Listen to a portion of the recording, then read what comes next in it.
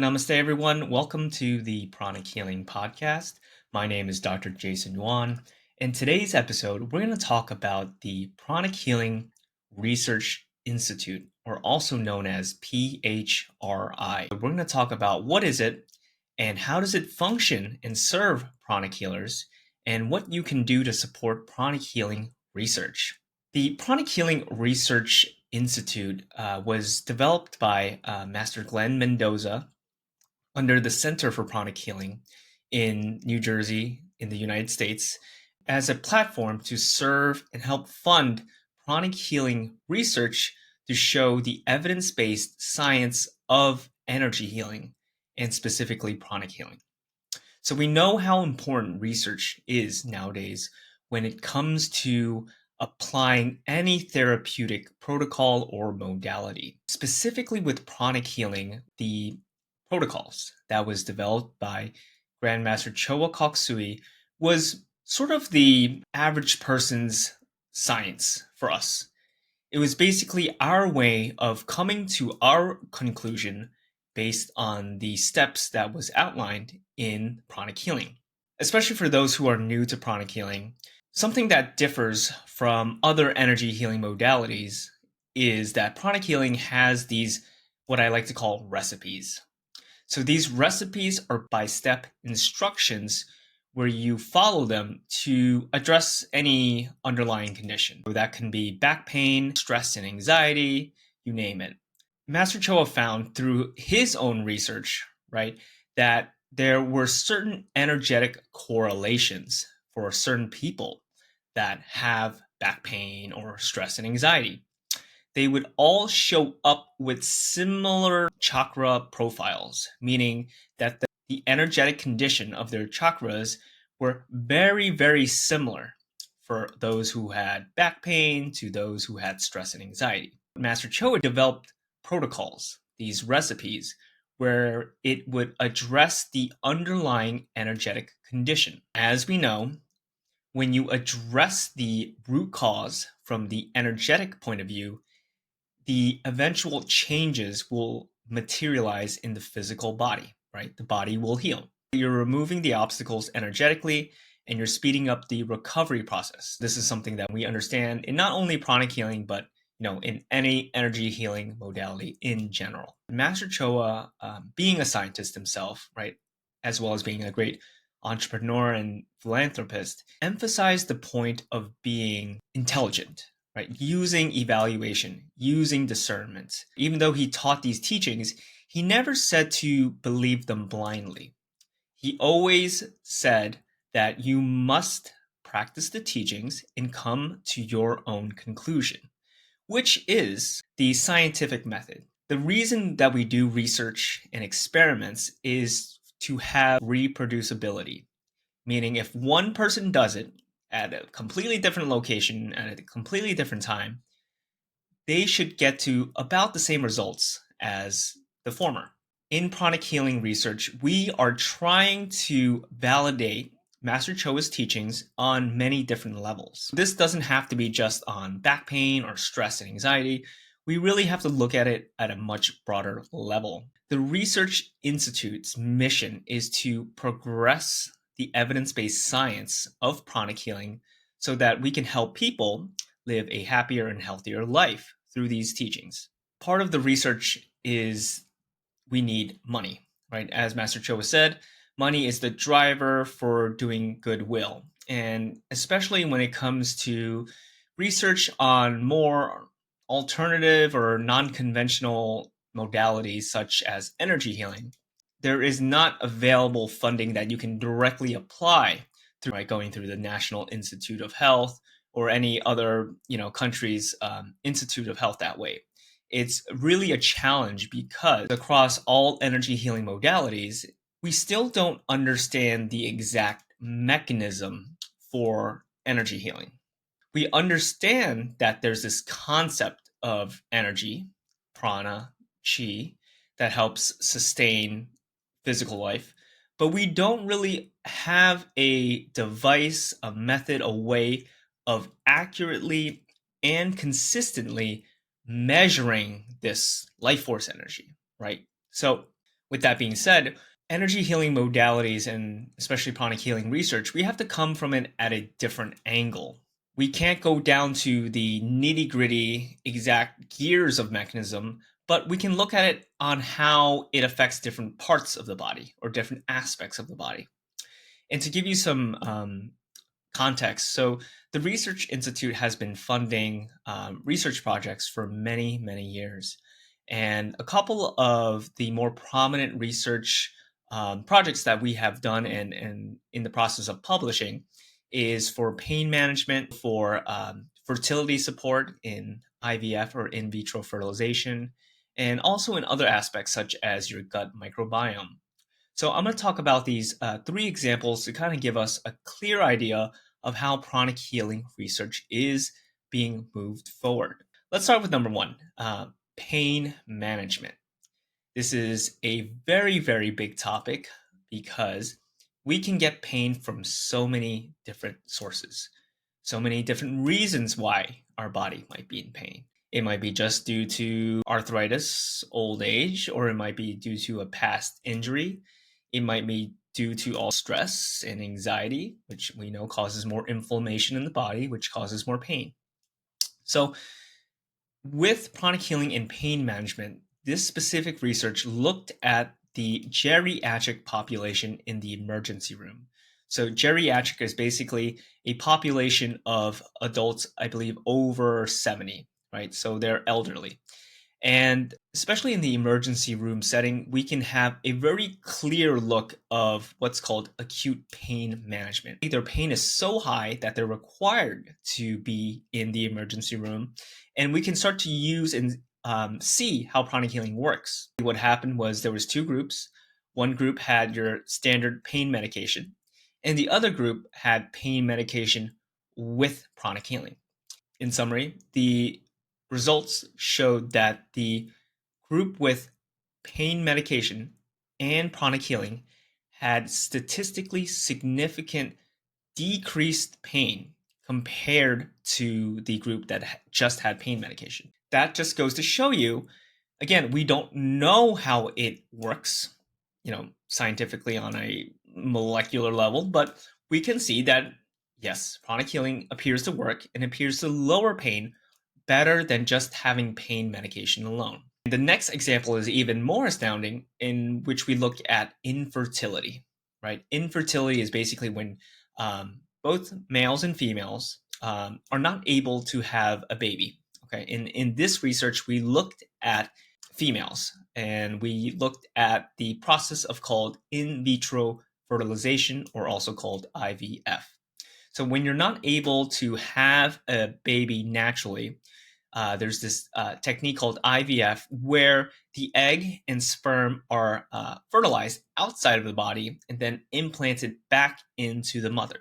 It's a really great technology, but the thing is, the success rate is not ideal. So the average success rate is about 30 to 40% across all IVF cycles, right? Not just one cycle. So we looked at use in our research institute. This was a study done at a hospital in India, and basically we had one group where they again went through the traditional standard care of just doing IVF, and then we looked at another group where about 60 people had IVF with pranic healing. The pranic healing was done on the mother, but also the IVF process itself, working on the egg, the sperm, and the fertilized embryo.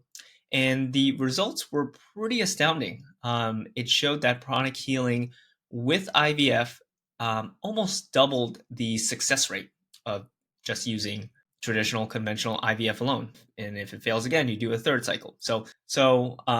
It's really amazing because it shows you the depth and the application of pranic healing is almost unlimited, right? You can work on back pain, which is something we don't know and understand to be very simple, but you can work on something as complex as fertility, right? Making a baby, getting someone pregnant, and the whole IVF process with the fertilized embryo.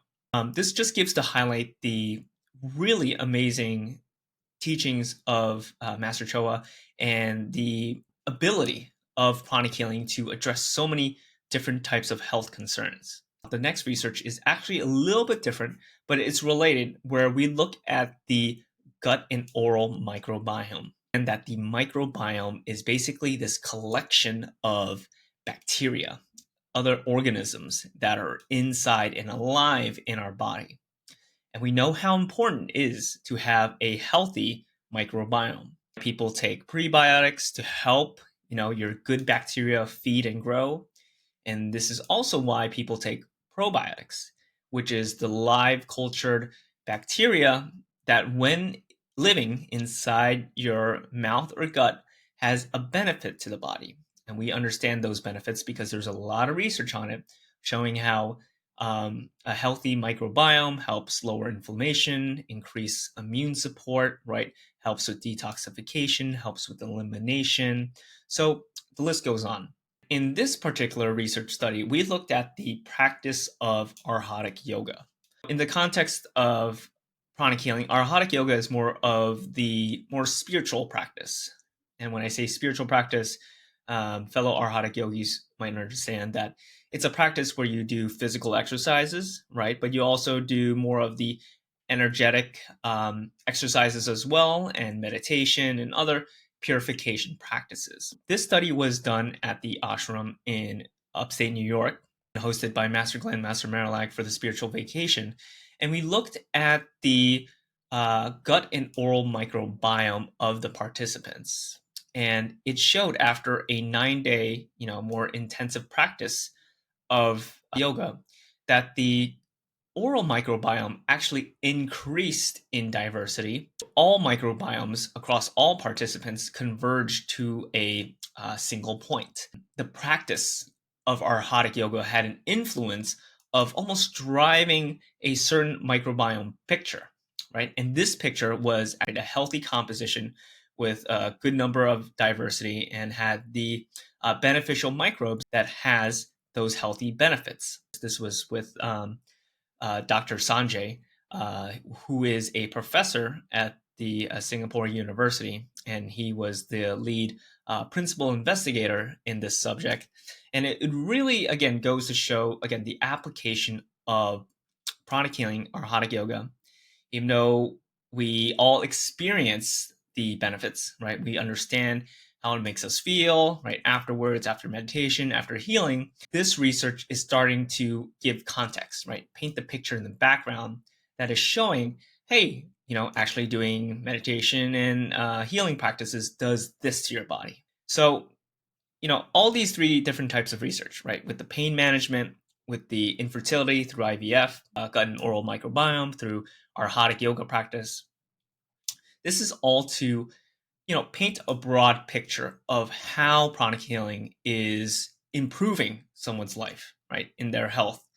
And I think that with more research in this field, we can get closer and closer to, understanding the exact mechanism of pranic healing in our Hatha yoga. But in the meantime, the current research we have is showing this strong influence, a strong result that pranic healing or Hatha yoga has a significant impact on your health, on your body. Again, the Research Institute is funded privately through your generous donation. So, I would leave a link down below if you're interested in supporting us. This research takes time, and it takes money, and it takes a lot of different people with different skills to move this work forward. And this is very common in the research field, is that sometimes it may take a study like almost 10 years to come out, right? And it comes out in this one simple piece of paper and this one summary. And it's really a lot of work. It's at PHRI, we definitely aim to push out high quality research that not only represents the effectiveness of pranic healing, but also to reflect the teachings of Master Choa and to the standards that will, again, for the scientific community, accept pranic healing and accept it as a complementary therapy to conventional treatments, such as with pain medication in the emergency room, or in fertility support with IVF. Again, this is really something very exciting for all of us at the Research Institute, and being able to speak this out loud and to share this with the public. I think that in the future, more and more of us are going to come together and work on these projects, and it's only going to help us, you know, bring pranic healing, bring the teachings of Master Choa closer and closer to everyone. Right, one pranic healer for every household, and in order to do that, right, one of the best ways to prove it and to show that this works in the science community is through research. So this episode, again, was about the pranic healing research and a little bit of the most recent works that we've done. And out of those three research topics that I just discussed about, we actually presented it at the International Congress on Integrative Medicine in Cleveland, Ohio, in the United States. And we had a very warm and receptive greeting. People were very interested in our research, and there wasn't any similar research like ours, even close, related to energy healing, or in science it's called biofield therapies. So it's just very exciting. It shows that we are on the edge. We are moving forward, and I think that with time we are going to get there and help use pranic healing to help everyone live a happier, healthier life, which is again the goal of Master Choa and the goal of the Research Institute.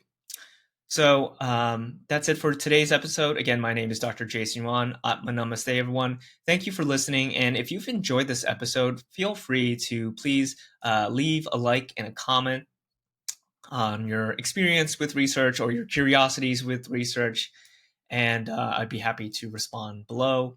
And also, if you are really passionate about supporting us, again, please donate towards the Research Institute, which I will leave linked down below. And if you want to support the podcast, you can become a monthly subscriber. Please know that your support helps keep the podcast going and helps me invite more amazing guests where we talk about all the different aspects of pranic healing. Thank you, everyone. Take care, and I hope you enjoy.